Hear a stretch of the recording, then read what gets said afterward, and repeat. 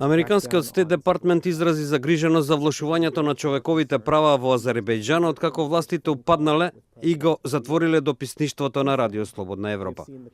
Портпаролот на Стейт департментот Джеф Ратке изјави дека ваквите акции, како и недозволувањето правни советници за време на сослушувањето на новинарите, представуваат причина за загриженост. Тој додаде дека затворањето на дописништвото во Баку се случи неколку денови откако американскиот државен секретар Џон Кери ја изразил загриженоста на Вашингтон за човековите права во Азербејџан за време на телефонски разговор со председателот Илхам Алиев. Канцелариите на дописништвото на азербејџанскиот сервис, познат како Радио Азалдик, беа претресени на 26 декември од представници на јавното обвинителство, при што беа конфискувани документи и опрема.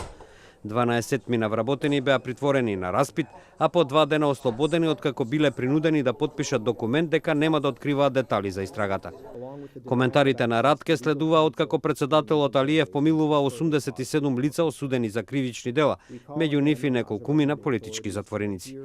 Амнестијата е чекор во вистинска насока, изјави Ратке. Во меѓувреме представникот на ОПСЕ за слободата на медиумите Дуња Мијатовиќ оцени дека затворањето на дописништвото во Баку е уште еден удар за слободата на изразување во таа земја. Властите мора да дозволат продолжување на работата на бирото и да го штитат постоењето на критички гласови во Азербејџан, наведува Мијатовиќ.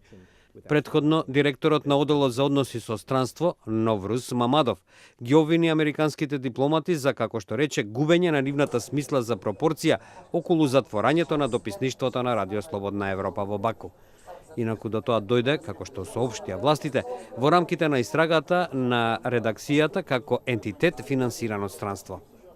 Сијавуш Новрузов, представник на владачката партија, оцени дека станува збор за прашање поврзано со националната безбедност.